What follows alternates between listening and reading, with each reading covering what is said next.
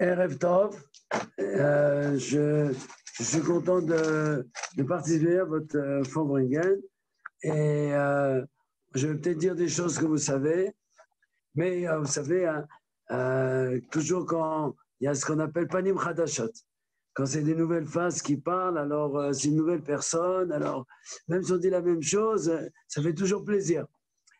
Quand il y a un mariage, on fait Sheva Brachot sur la Choupa pour remercier Dieu, pour honorer Dieu.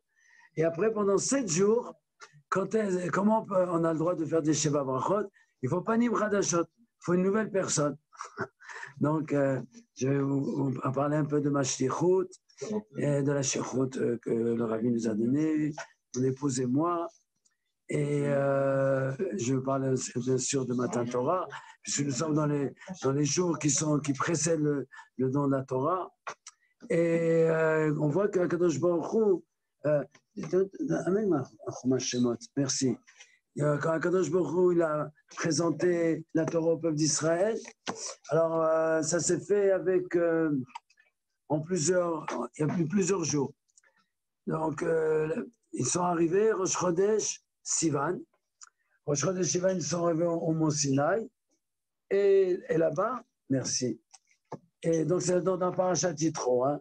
Donc, là-bas, dans la parachat d'Yitro, on nous présente exactement comment Dieu il a fait pour préparer le peuple d'Israël au don de la Torah. D'accord? Alors, je suis tout de suite. Ok.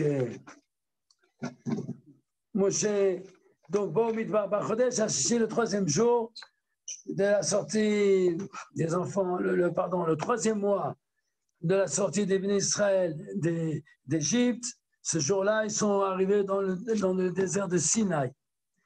Le chiffre 3 est très important. C'est le 3e jour. La Gemara précise que pourquoi Dieu il a choisi le 3e mois. On verra que c'est aussi le 3e jour, mais par rapport à autre chose. Alors, le 3e mois, parce que c'est le chiffre 3, ça représente le shalom. La Torah, elle est partagée en 3. Torah, Nevim, Ketuvim. Le peuple d'Israël est partagé en 3. Moshe Rabbeinu, Torah, Nevim, Ketuvim. Le peuple d'Israël, Kohanim, Levim, Israël. Moshe Rabbeinu était le 3e enfant. Myriam, Aaron, Moshe. Et beaucoup d'autres chiffres 3. C'est quoi 3? C'est le shalom. Parce que quand vous avez un, il n'y a pas de dispute. Je suis seul. Dès qu'il y a un deuxième, hop, on est opposé. Et on n'est pas les mêmes. On n'est pas les mêmes. Akadosh Baruch Hu a fait un incroyable, un miracle inimaginable. Sur les milliards de personnes qui existent sur Terre, il n'y a pas un qui ressemble à l'autre. Il n'y a pas un qui ressemble à l'autre. Et même des sosies, pour eux, des sosies, c'est une chose. Et moi, je parlais des théomines, comment dit-on, des jumeaux. Eh bien, quand on les connaît bien, tout de suite, on fait la différence. Bien que c'est des jumeaux. Et le Maharal et le Rambam, il dit, de la même manière que leur visage est différent, ainsi leur esprit est différent. Alors, est-ce qu'un de nous, il va être pas content que tout le monde ne lui ressemble pas? Chacun, il dit, heureusement qu'il ne me ressemble pas. Parce que si tout le monde me ressemblait, je ne pourrais pas aller à la banque chercher mon argent. Hein. Tout le monde pourrait partir à ma place. Non, mais ce n'est pas ça. C'est-à-dire qu'on aime être nous-mêmes. Alors, être unique. Et alors, que le deuxième n'a pas mon visage à moi, ça ne me dérange pas, ça m'arrange. Alors, le rabbin me dit de la même manière que votre visage est différent, vos idées sont différentes. Tu dois avoir ce sentiment pour les idées de l'autre, que l'autre n'est pas obligé de penser comme toi. C'est vrai qu'on a une forme de pensée, bien sûr on croit dans la Torah, etc. Mais chacun il a sa spécialité. Comme on est tous des êtres humains, mais on a tous les mêmes éléments, de 2 oreilles, une bouche, un nez, le même corps, mais un il est différent de l'autre. Et ça ne doit pas me déranger. Donc si l'autre ne pense pas comme moi, ça ne doit pas du tout me déranger. Et ça, on l'apprend ça de la Torah, que dans la Torah, il y a des discussions, je pense qu'on arrive à une conclusion, et les discussions se faisaient avec amour. Donc Dieu doit donner la Torah au peuple d'Israël. Alors, il les laisse le premier jour se reposer, ils étaient fatigués de la route. Et ça, c'est un enseignement que quand quelqu'un il est fatigué, on ne doit pas tout de suite lui demander quelque chose. Souvent, on arrive de voyage, on arrive d'une journée fatigante, et on ne doit pas lui demander tout de suite quelque chose, on doit lui donner un moment de repos. Et si la personne ne lui a pas donné ce moment de repos, il doit se le donner lui-même. Comme j'avais entendu une très belle histoire, il y avait un couple en Amérique qui venait de se marier, et le mari, il était pas content, ils avaient un enfant et la maison était en l'air. Donc, il a été voir Moshe Feinstein et dit, c'est pas possible, ma maison est toujours en l'air, il n'y a pas d'ordre. Et il voulait divorcer. Alors, Moshe Feinstein a dit, il a donné rendez-vous, il a dit, viens demain à 2h chez moi à la maison. OK. Alors, il est arrivé le lendemain, 2h, c'est le grand Rav, le grand Possek Ador, qui l'invite dans sa propre maison. Alors, qu'est-ce qu'il dit, le Rav Moshe Feinstein, quelques moments avant 2h, il demande à sa famille de mettre la maison en désordre complet. Un désordre, alors parfait, tout en l'air. Alors, la personne, elle rentre, et pour se plaindre que chez lui, c'est en désordre.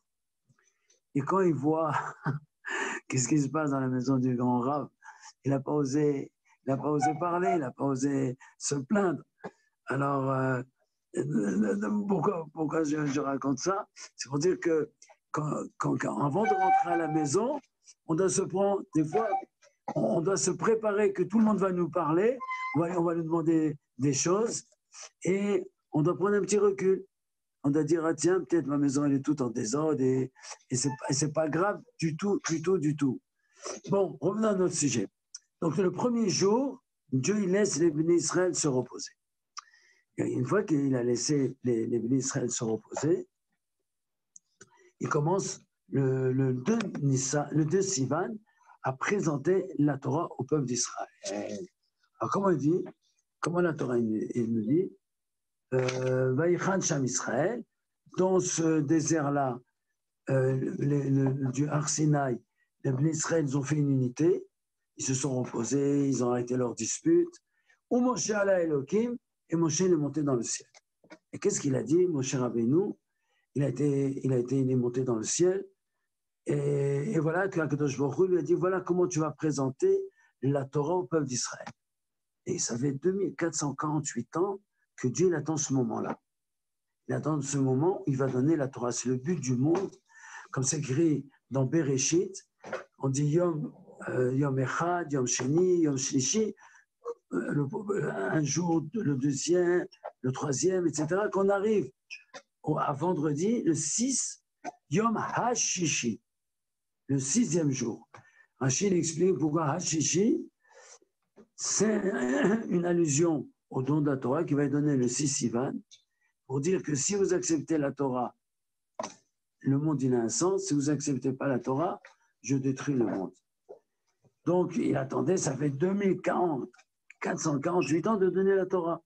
Mais il savait qu'il ne devait pas la donner comme ça. C'est-à-dire, il fallait qu'il prépare pendant quelques jours le peuple d'Israël. Alors quelle est la première chose qu'il a fait? On a dit, le premier jour il a donné que les Juifs se sont reposés. Le deuxième, bon, tout ce que je vous explique, c'est Rachi. Hein. Donc Moshe Rabbeinu il montre de bonheur. Et voilà que Vaïkra Elav Hashem min Har, et Dieu l'appelle les morts, et il lui dit Kotomar le Bet Yaakov, ainsi tu parleras à Bet Yaakov. Et Rachid dit c'est quoi Kotomar le Bet Yaakov? C'est les femmes. C'est-à-dire que Kadosh Baruch Hu, il a dit que si on veut recevoir la Torah, il faut qu'on soit sûr que les femmes en premier, ils ont reçu la Torah. On dit que une des explications que Kadosh Baruch Hu, il n'a pas fait comme à la création du monde. La création du monde, quand il a interdit le fruit, il a dit d'abord Adam Arishon. Après Adam Arishon, il l'a transmis à Chava. Et comme c'était Adam Arishon qui avait reçu l'ordre en premier, on a eu un problème. Et qu'est-ce qui s'est passé? On a fauté. Tandis que quand Dieu il a dit maintenant je vais donner la Torah, je vais d'abord donner aux femmes. Et quand je sais que les femmes, elles vont recevoir la Torah, je sais que la base, elle est forte, que la émouna chez les femmes, elle est très, très développée. Bina Yitaranit Naveisha. Donc, je sais que la Torah, elle va avoir un kiyum.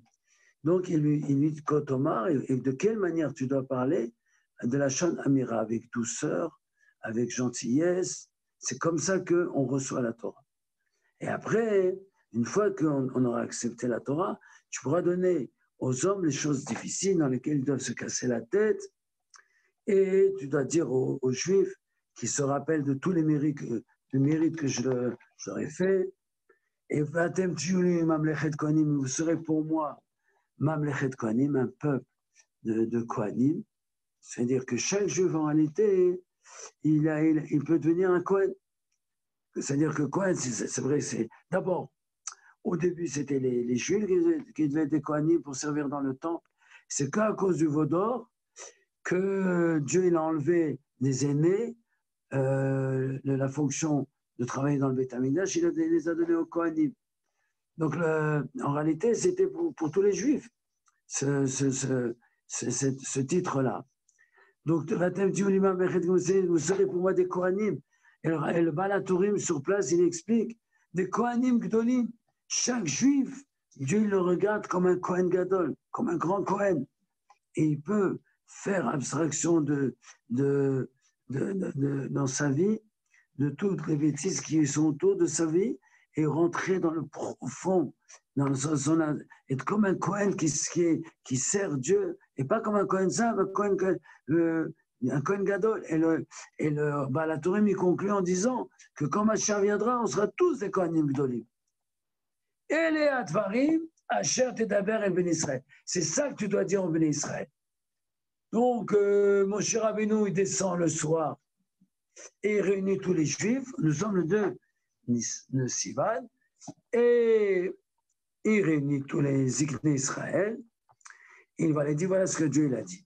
Vayanu kol ha'am, tout le peuple a répondu, Kol asher diber Hashem, tout ce que Dieu a dit, Naaseh nous ferons. Très très bien. Donc, il attend le lendemain, le 3 Sivan, je continue, et il monte dans le ciel pour amener la réponse des enfants d'Israël. Bien que Akadosh Baruch Hu connaissait la réponse des enfants d'Israël, mais Rashi ramène que c'est pour Derech Eretz, c'est la politesse, même que celui qui t'a envoyé, il sait, mais puisqu'il t'a envoyé, ramène-lui la réponse. Alors Dieu, bien sûr, il est satisfait, le peuple d'Israël a accepté, donc on va passer au don de la Torah, et on est le 3. Alors, il dit, transmets aux Juifs que je vais descendre dans une colonne de nuée, je viens avec la colonne de nuée, pour que ce peuple-là, ils acceptent les paroles que toi, tu vas leur dire. Donc Dieu, il dit, moi, je vais me cacher, et c'est toi, Moshe Rabbeinu, qui va parler aux Juifs. Et dans toi, Moshe Rabbeinu, ils croiront à tout jamais. Alors, Moshe Rabbeinu, il dit ça au peuple, et le peuple n'accepte pas. N'accepte pas parce qu'ils disent, à nous, Rotzim, lirot et malkenu, nous voulons voir notre roi. Rotzim, lirot et malkenu, on veut voir Kadosh Baruch Hu. On veut voir Dieu. Alors, Moshe Rabbeinu attend le lendemain matin, parce que chaque fois qu'il montait, c'était de bonne heure, le 4. Donc, ça passait le 3 Sivan. Il a ramené les paroles de Dieu, les Juifs ont dit non, on ne veut pas que ce soit toi, Moshe Rabbeinu, qui nous enseigne la Torah, on veut de Dieu lui-même. Alors, il monte le 4e jour, et il dit à Kadosh Baruch Hu, voilà la réponse des enfants d'Israël, Retsonenu, lirot et malkenu, nous voulons voir notre roi. Alors Dieu dit, ah, si c'est comme ça, Dieu il est content de la réponse des Juifs. C'est ce qu'il voulait en réalité. Il a dit, si c'est comme ça, ils ont besoin d'une préparation spéciale. Je ne peux pas comme ça donner la Torah. Donc tu vas leur dire, soyez préparés parce que dans 3 jours, vous allez recevoir la Torah, tu mettras des limites sur la montagne, que chacun se sépare de sa maison pour qu'ils aillent tous au mikvé, qu'ils restent avec une pureté complète. Et le troisième jour, c'est-à-dire le 6 Sivan, je vous donnerai la Torah. Et donc, le 6 Sivan, après une discussion, est-ce que Moshe a rajouté un jour? Bon, donc ça veut dire qu'Akadosh Baruch Hu, il a montré, il a dévoilé chez les Juifs cette volonté de voir Dieu lui-même. C'est déjà maintenant, il voulait arriver au niveau de Mashiach. Et d'ailleurs, cette volonté, elle va être réalisée, puisque les deux premiers commandements, Anochi Hashem Lokra, je suis l'Éternel ton Dieu, et Loïe, et tu n'auras pas d'autre Dieu, Mipi Hashmoa Shamonu, c'est de Dieu lui-même qu'on a entendu. Mais juste, Rabbi Yannick, oui. Mais en vérité, alors, ils n'étaient pas prêts, les Juifs, parce qu'après, ils ont dit, stop, maintenant, c'est Moshe qui parle, parce que c'était trop difficile. Très, très bien. Mais Dieu leur a dit de se préparer, il leur a donné la possibilité de se préparer, mais on voit qu'ils n'ont pu entendre que les deux premiers commandements.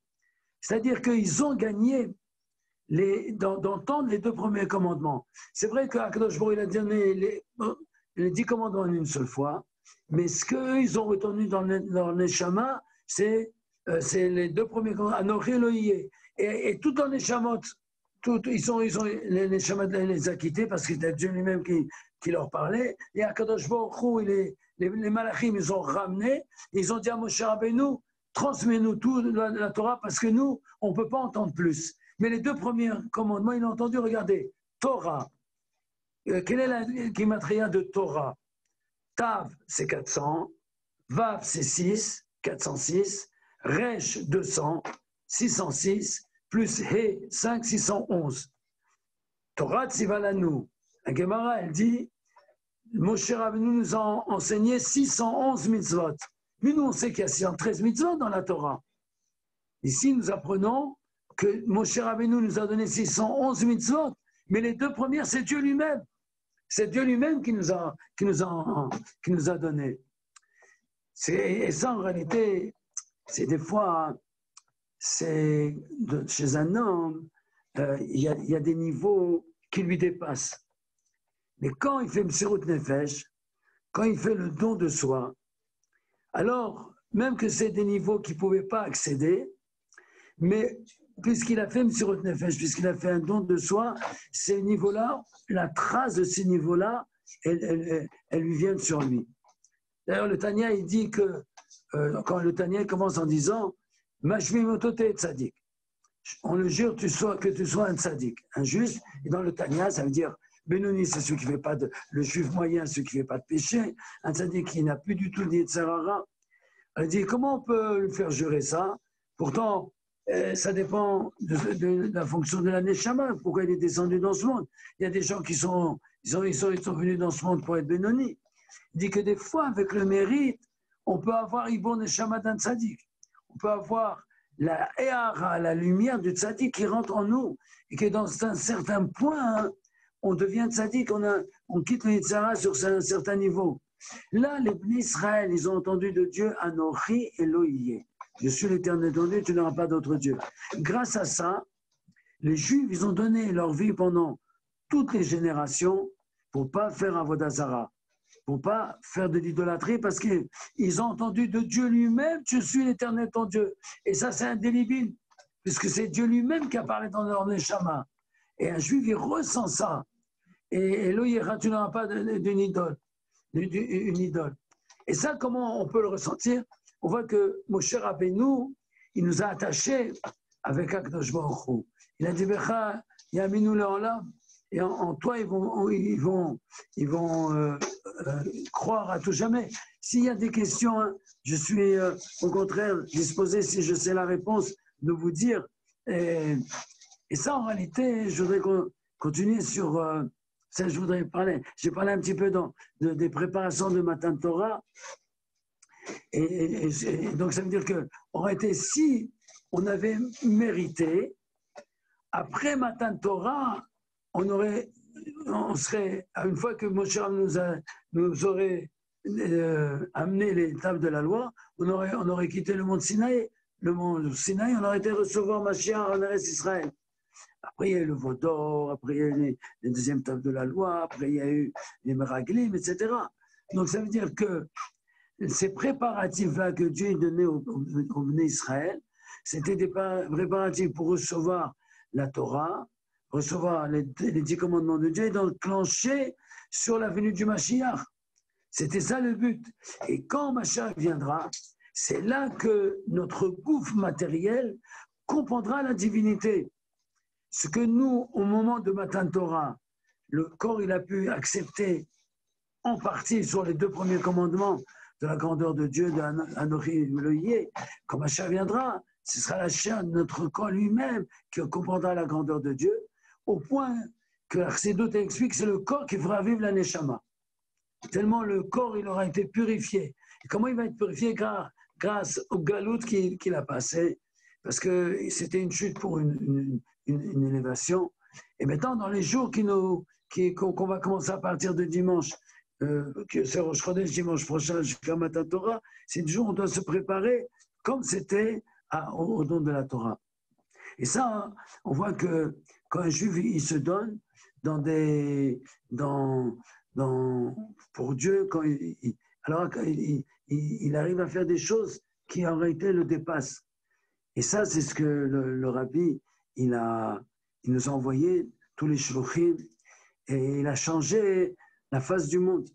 Il a vraiment, vraiment changé la face du monde. Je dois vous raconter une petite histoire que j'ai eue à Grenoble.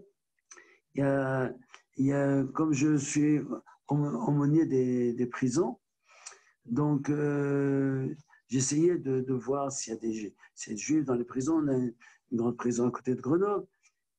Alors, j'ai appris, donc de Lyon, on m'a téléphoné qu'il y avait un prisonnier de Lyon qui allait faire un séjour dans la prison de Grenoble. Ça s'appelle de quel endroit? Vars, à Vars.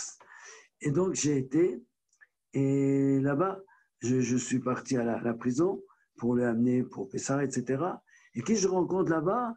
Un responsable, un imam qui m'accueille avec étonnement. Il me dit, OK, qu'est-ce que vous faites ici? Lui, l'imam, il a beaucoup de travail, mais dans toutes ses visites, il n'a jamais vu de juif. Mais après, il se dit, oui, je connais un juif, un juif. Et alors je lui dis, il faut absolument que vous me le montriez. Et c'était pas celui pour qui j'étais venu. Je m'étais occupé de celui que j'étais venu, mais c'était un qui était fixe là-bas. Donc il a été très gentil, l'imam, c'est devenu un ami. Et ensemble, on a été le voir. Et lui, dans ses visites, il allait le voir de temps en temps. Et donc, quand on rentre dans la cellule, on rentre à 2. Et le juif était à un certain âge, il nous regarde et il ne comprend pas. Il voit devant ses yeux un imam, bien sûr, qu'il avait l'habitude de voir. Et après, il voit un rabbin. Il dit, mais est-ce que c'est un rabbin ou c'est l'adjoint de l'imam? Qu'est-ce qui se passe ici? Et l'imam, il lui dit comme ça, avec un sourire, il dit, voilà, je t'amène un confrère à toi, c'est le rabbin il va te visiter. Maintenant, il a beaucoup de travail, l'imam, là-bas. Donc, c'est lui qui prend le relais. Oh là là, il me regarde avec un regard que quand je mémorise ça, j'ai les larmes aux yeux. Et il pleure avec des larmes qui sortent de son cœur. Et il me dit, tu vois, cette lucarne-là, dans leur prison, c'est des prisons petites. Il y a une petite lucarne avec au milieu une barre de fer. À peine s'ils peuvent rentrer un peu d'air et regarder un peu le ciel. Il a dit, tu sais, qu'est-ce que j'ai dit à Kadosh Baruch Hu aujourd'hui? Je lui ai dit, tu dois me faire, si tu ne m'envoies pas un signe aujourd'hui, eh ben, ça y est, il se convertit. À quoi ça sert? Tu m'as abandonné, je vais shalom, entre guillemets, tu m'as abandonné. Et le même jour, je viens, Et je lui dis, voilà, on va s'occuper ensemble, je vais te visiter régulièrement. Pour lui, c'était Mashiach. Et vraiment, c'est des choses qui nous dépassent et qu'on ne peut même pas s'imaginer quel est le profond d'un juif. J'étais une fois dans une très grande synagogue et c'était, je me rappelle, une bar mitzvah de quelqu'un qui était très connu dans la ville. Donc, pour cette bar mitzvah-là, la synagogue était remplie à craquer. Remplie à craquer. C'était une deuxième histoire que je vous raconte. J'enchaîne sur des petites histoires sur Grenoble. Et donc, je commence à mettre les tefilines aux Juifs et j'arrive chez une personne qui refuse de mettre les tefilines. Mais ce n'est pas qu'il refuse en disant merci beaucoup, c'est pas la peine, ne vous dérangez pas. C'était pas du tout ça. C'était un non catégorique et en levant le ton que toute la synagogue il a entendu.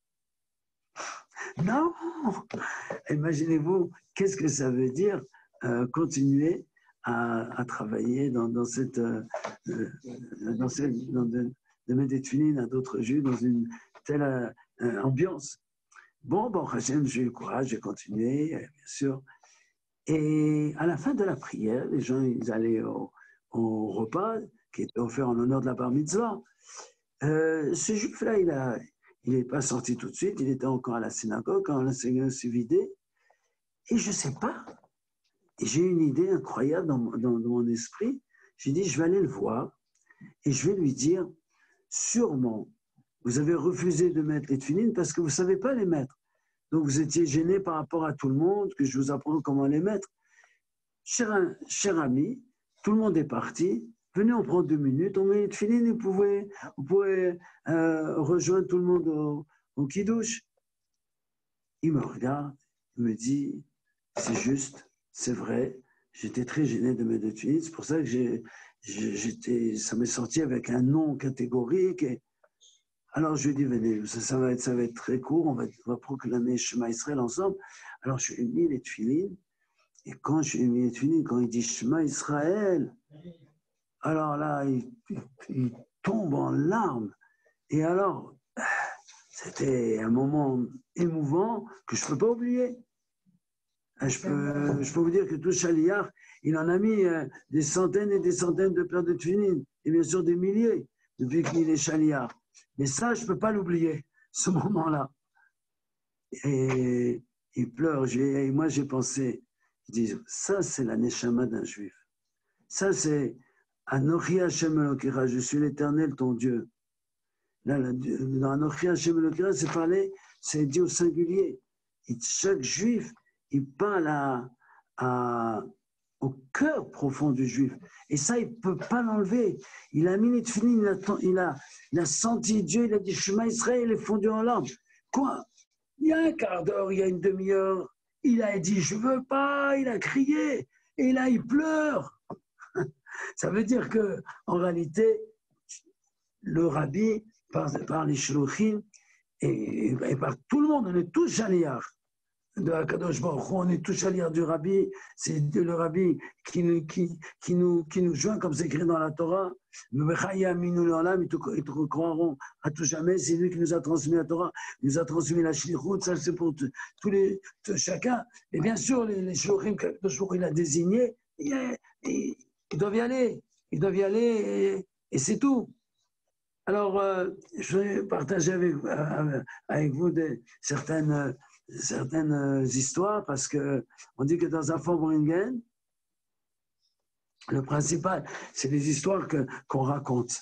C'est les histoires parce que c'est beaucoup ça qu'on ressent. Cette histoire, on m'a dit qu'il y a un livre en anglais qui a été écrit, qui a été raconté, c'est quand je suis arrivé à Grenoble. Donc les premières années, il fallait faire un travail très très spécial, enlever la gêne que certains ont d'être juifs et montrer un judaïsme dans la rue ouvert, avec un juif qui avec une barre, qui marche dans la rue. Je marchais comme ça dans la rue. Je faisais des allers-retours dans les grandes avenues, que les juifs, ils voient qu'il y a un rabbin ici. Et ça a changé l'esprit de la ville.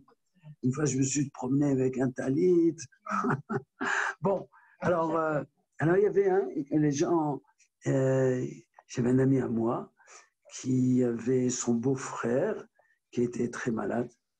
Il m'a demandé de demander au rabbi. Alors, pas du tout religieux. Il m'a demandé de demander au rabbi une bénédiction pour sa santé.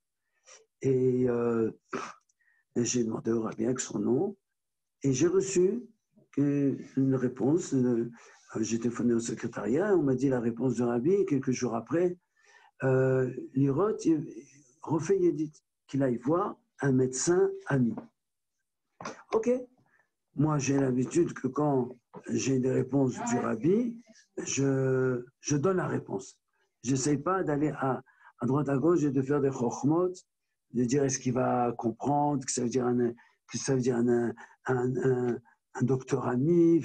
Bon, ce n'est pas des gens des fois religieux, mais si le rabbi a dit ça, c'est que je dois dire ça. Ok. Je rencontre ce monsieur Krief là qui avait son beau-frère qui était malade, et je lui dis hey, David, j'ai une réponse du rabbi, tu dois te réjouir, Baruch Hashem. Alors il s'intéresse, il dit qu'est-ce que le rabbi il a dit? Je lui ai dit tu sais ce que le rabbi il a dit? Il dit ton beau-frère il doit voir un médecin, un ami, et bien que les médecins ils lui annoncent le pire, tu vas voir, il va lui ajouter beaucoup d'années de vie. Quand je dis ça, David, Krief, il doit revenir sur lui-même. Je dis, qu'est-ce qu'il y a? Il a dit, écoute, tu me vois maintenant, et il vient de sortir avec son beau-frère de chez le docteur. C'était le docteur de famille qui avait conseillé de faire une certaine thérapeutie de médecine. Et alors, avant de quitter le docteur, il se lève, il les accompagne, et il dit aux malades, il dit, sachez que tout ce que je vous conseille, c'est parce que je suis votre ami. Et je vous parle avec un titre d'ami. Faites ce que je vous dis. Je suis un médecin, mais je suis un médecin ami. Je cherche vraiment votre bien. Alors donc il était très très remué parce que c'était les dernières paroles qu'il avait écoutées il y a quelques instants. Et moi j'arrive tout frais, tout mignon, et je lui dis, le rabbi a dit, tu dois avoir un médecin ami. Donc ça veut dire que nous, en réalité, on ne sait pas du tout qu'est-ce qu'il y a derrière. Mais il y a des choses qu'Akadosh Baruch Hu se cache à l'intérieur et qu'il nous fait voir.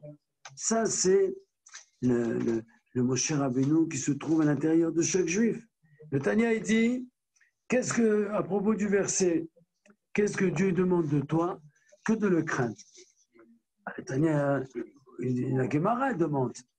Ça veut dire que de le craindre, mais c'est très difficile de craindre Dieu. La Gemara répond, c'est pour Moshe Rabbeinu. Dieu il parle à Moshe et la crainte de Dieu pour Moshe Rabbeinu, c'est quelque chose de simple. Le Tanya pose la question, mais c'est Moshe Rabbeinu, c'est pas nous. Nous, on parle à tout le monde là maintenant. La Torah, elle parle à tous les juifs du monde. Alors, le Tanya, il explique, d'ici, il a mis une preuve, que le niveau de Moshe Rabbeinu, il se trouve dans chaque juif. À l'intérieur du cœur de chaque juif, on a un nitzutz du tzaddik Hador, de Moshe Rabbeinu, de notre génération. Et ce Moshe Rabbeinu, il nous a rentré à l'intérieur de notre cœur, il nous a monté, il nous a préparé au don de la Torah, il nous a fait entendre la parole de Dieu, qu'Anochi Hashem Elokecha. Et en réfléchissant à ça, on arrive à monter sur toutes les épreuves. Comme ça, le Tanya l'explique dans le Pérech Chaf, etc., dans tous les prérequis qui arrivent.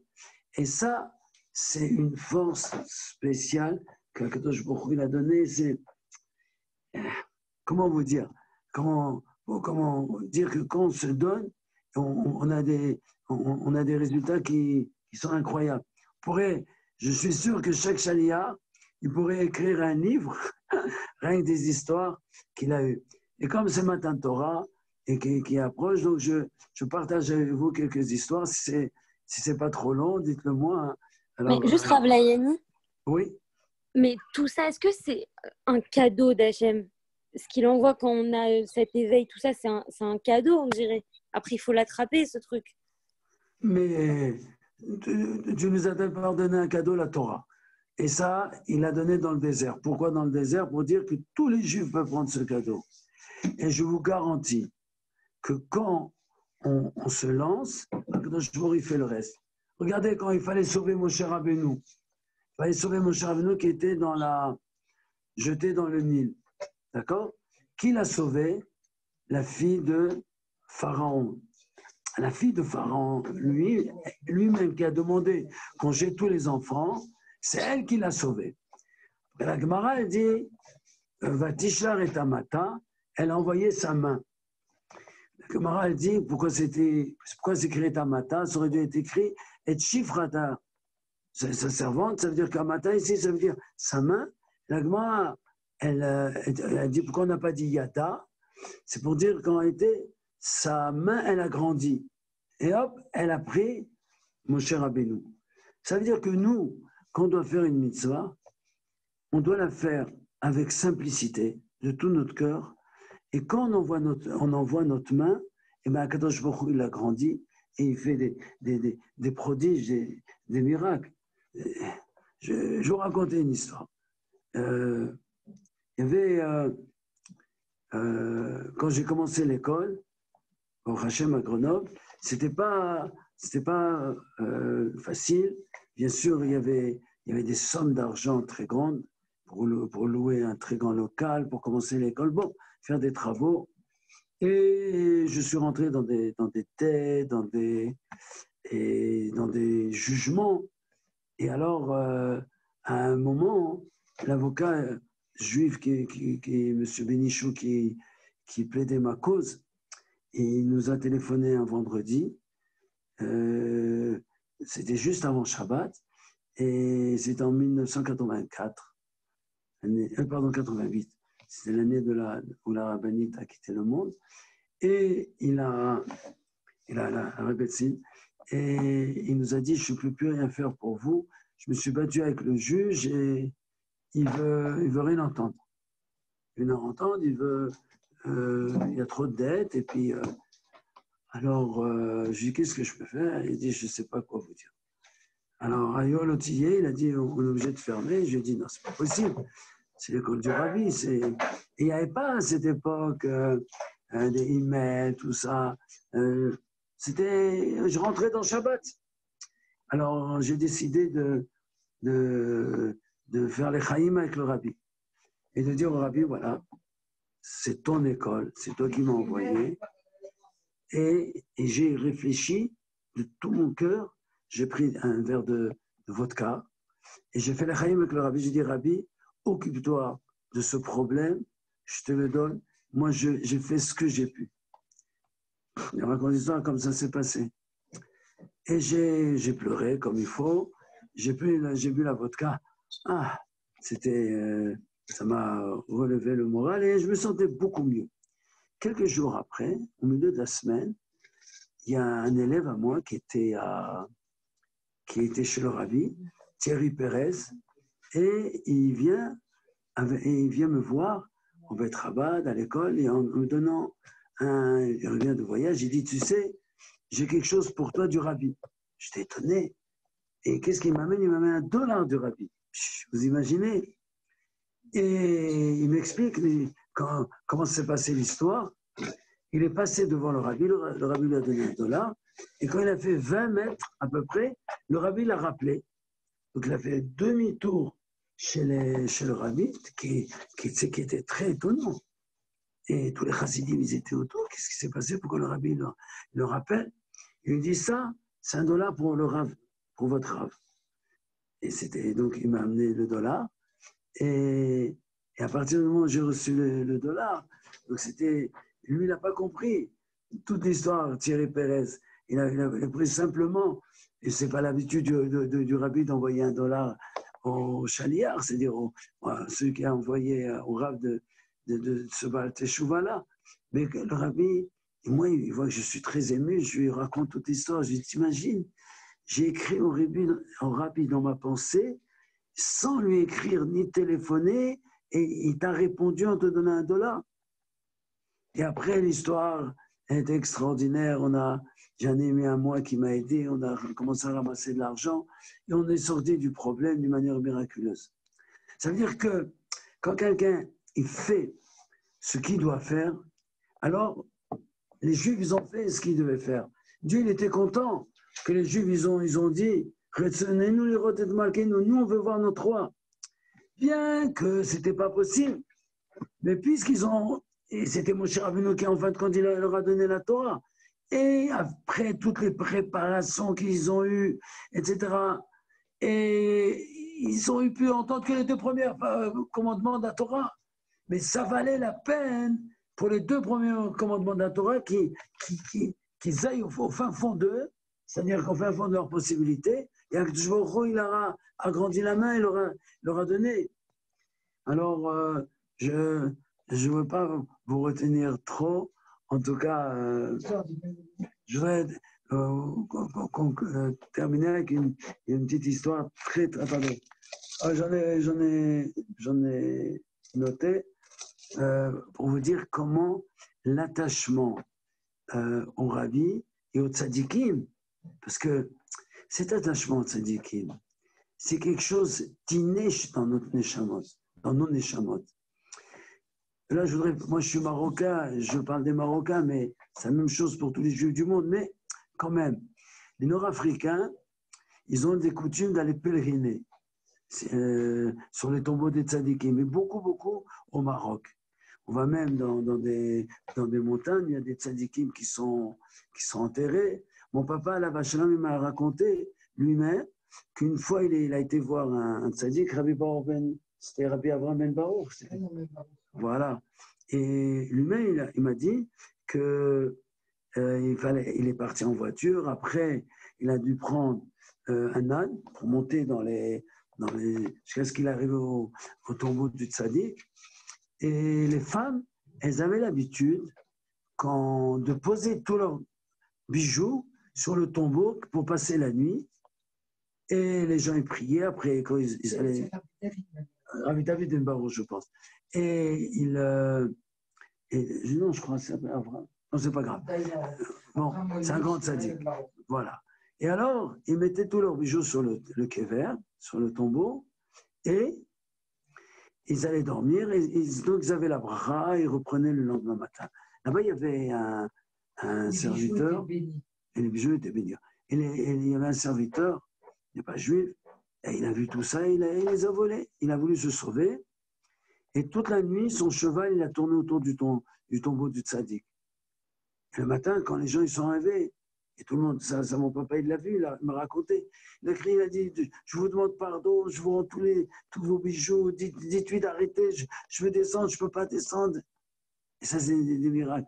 Et mon épouse a vu un miracle elle-même au Maroc, où il y avait une grand-mère qui a rêvé pour son petit-fils qui était paralysé, que si elle le rapprochait du feu qu'ils avaient allumé autour du tombeau du tzaddik, eh ben, il va sauter du feu et il va commencer à marcher. Il était paralysé. Elle avait tellement une émouna qu'elle l'a fait. Elle a vu mon épouse, cet enfant, sauter et commencer à marcher. Peut-être c'est le choc qui l'a fait marcher, en tout cas, c'est sûr que la émouna de cette grand-mère-là, elle a été attachée au tzaddik, elle a vu ça. Alors, une fois, on avait à Grenoble, la grande synagogue cherchait un rabbin, et il y avait un certain rabbin qui s'appelait Ben Loulou qui était venu proposer sa candidature. Donc, il a passé Shabbat chez nous, et mon épouse, je ne sais pas pourquoi elle a raconté cette histoire à table. Et ce Ben Loulou-là, il disait, répétez l'histoire. Elle l'a fait répéter 3 fois. Elle a dit, mais vous avez vu vous-même l'histoire? Ma femme, elle a dit oui. Elle a dit, parce que cette histoire-là, cet enfant-là, c'est mon frère. Et dans la famille, on raconte cette histoire, et moi, je me demandais est-ce que c'était vrai. Et maintenant, vous êtes un témoin de cette histoire. Vous savez que ma grand-mère, elle a été convoquée par les Dayanim de Marrakech, des grands Dayanim, pour qu'elle raconte cette histoire parce que ça avait fait un bruit dans tout le Maroc. Ça, c'est l'attachement au tzadikim. Quand on fait une mitzvah, on peut pas, il n'y a pas de limite. Une mitzvah, c'est ce qui nous attache à Dieu. Et une mitzvah, elle amène une mitzvah quand c'est écrit aujourd'hui dans Ayom Yom. Et mitzvah, goreret mitzvah. Une mitzvah, elle amène une mitzvah. Et quand on fait faire une mitzvah à un juif, on lui permet de faire une autre mitzvah. Il y avait une fois dans un bureau, il y avait des gens qui travaillaient et il y avait un Chabad qui passait dans le bureau. Il y avait la majorité, c'était des juifs. Il proposait aux gens de mettre des tefilines. Il y avait un qui refusait toujours de mettre des tefilines. Jusqu'à ce qu'un beau jour, il y avait un schnorrer. Un schnorrer, c'est quelqu'un qui ramassait de l'argent pour les causes de Shiva, etc. Il est passé là-bas, dans ce bureau-là, et ce juif-là qui refusait toujours de mettre des tefilines, lui a donné une somme d'argent, voilà, pour l'aider. Il a fait tzedaka. Ce Chabad-là, tout de suite, il lui a proposé de mettre des tefilines. Et ce juif qui toujours refusait, là, il a accepté. On lui a dit, comment tu as fait? Comment tu as fait? Toujours il refuse, et maintenant il a accepté. Il a dit, parce que c'est écrit dans la Mishnah, une mitzvah, elle entraîne une mitzvah. Alors dès qu'il a fait la mitzvah de Zdaka, je dis, tiens, je vais lui proposer de finir. Et la sainteté de la mitzvah de la Zdaka, l'attachement qu'il a eu avec Dieu, au moment où il a fait la mitzvah, parce que mitzvah, ça veut dire être attaché avec Dieu, et bien ça l'a amené à faire une autre mitzvah de Tfilin. Et ça, c'est qu'en réalité, mitzvah, c'est quoi? C'est comme, imaginez-vous, vous avez des milliers de milliers de personnes autour de vous, et il y a le président de la République qui vous demande, s'il te plaît, est-ce que tu peux m'amener un verre d'eau? Alors, au milieu, vous êtes noyé dans la foule, inexistant. À partir du moment où le président, il vous a demandé un verre d'eau, et que vous lui amenez, vous avez fait un lien avec le président il a fait un lien avec vous, il vous a sorti de la masse. Quand Dieu nous demande une mitzvah, et c'est un attachement que Dieu fait avec nous. Et c'est écrit dans Yom Yom que Dieu a tellement de créatures autour de lui, et Dieu te choisit à toi. Ça, cette mitzvah-là, tu fais une seule chose avec Dieu. Et je termine avec une petite histoire amusante. C'était Pessah. La fin de Pessah, c'était la Souda de Mashiach. Si vous savez, Souda de Mashiach, tout le monde doit boire 4 verres. Et là, on avait fait, Baruch Hashem, une grande fête, une grande joie, et on avait vu des bons verres de vin. Après, on les avait choisis. Et après 4 verres de vin, vous savez, la tête, elle est un peu joyeuse. Hein. Elle est un peu joyeuse et on a pu faire Arvit. Et donc, il y avait un élève à moi, il s'appelait Mikael Nouchi, qui vient de faire la bar mitzvah de son fils. Et je rappelais cette histoire, il s'est bien rappelé. Et je devais le ramener chez lui parce qu'il habitait assez loin du Bet Rabat. Alors, je l'ai ramené et au milieu de la route, il y a un fourgon de police qui nous arrête pour une vérification du taux d'alcool. Oh là là, on devait se souffler sur une pipette. Et alors j'ai dit, oh là là, on vient de boire ces 4 verres de vin, qu'est-ce que ça va donner? Je priais Dieu. Et le policier, il a tout préparé. Et nous, on était là après. Et avant qu'il nous donne la pipette, il reçoit un coup de fil et on l'appelle pour une urgence. Alors c'est lui qui s'excuse. Il nous dit, je m'excuse. Je m'excuse. Et j'ai une commission très urgente à faire, un autre devoir, et il nous laisse partir. Vous voyez comment Dieu, il est derrière nous. Bon, et vraiment, pour vous souhaiter une belle fête de Shavuot, pour vous raconter une histoire qui nous est arrivée et qui était très amusante, que j'ai beaucoup plaisir à raconter, tellement elle était extraordinaire. Et je voudrais conclure avec ça, bien que les livrets Torah ne peuvent jamais les conclure. C'était, je vous ai déjà raconté qu'on avait certaines difficultés à l'école financière, et on s'est lancé, Dieu nous a bénis, aidés, des miracles, vraiment. Alors, il y avait un moment, j'avais 2 dettes qui étaient chez l'huissier. Et l'huissier, il s'appelait Ankawa. Il descendait de Rabbi Anfel Ankawa, mais il n'était pas très religieux. Mais quand même, comme il y avait ces 2 dettes-là, il ne voulait pas envoyer un clerc, c'est-à-dire un envoyé à lui. Il a dit, bon, écoute, je vais de Grenoble, j'y vais moi-même. J'y vais moi-même. Donc, je l'ai accueilli à l'école, ce grand huissier-là. Et il a visité l'école pour voir qu'est-ce qu'il y a. Il a entendu les enfants prier. Bon, après, on s'est arrêté. Il a dit, vous savez quoi, vous avez 2 dettes chez moi. Une dette, c'est moi qui va la payer. Et l'autre dette, je vous donne un peu de temps pour la payer, tout le temps qu'il faut.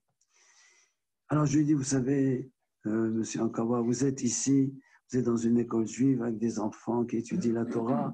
Mettez les téphilines. Alors, la prière des enfants, la pureté de l'endroit, ça l'a adouci. Je lui ai dit, vous avez une grande lignée de grandes tzadikim. Alors, il a mis les téphilines, et comme beaucoup de juifs, il a pleuré. Et après, on s'est quittés. Et j'ai raconté cette histoire à mon ami qui m'a aidé d'ailleurs à ramasser l'argent quand qui m'a aidé à ramasser l'argent quand j'avais l'avocat Bénichou qui était intervenu. Alors, il m'a dit, tu sais, quand un huissier vient d'habitude, c'est la personne qui pleure et c'est la personne qui paye. Là, c'était l'inverse. L'huissier, c'est lui qui a payé, c'est lui qui a payé l'argent. C'est pour vous dire qu'Akadosh Baruch Hu, il peut inverser les choses et c'est dans sa main. Que Dieu nous aide la joie de nous rapprocher du don de la Torah et recevoir ça avec douceur, avec amour, mais simcha, avec joie et profondeur. Shalom et bonne soirée. Merci beaucoup, Rav Layani. Et merci beaucoup, Dina, d'être toujours présente pour faire tous les arrangements. Merci beaucoup, Kol Touv et Chag Sameach. Kol Touv et Chag Sameach.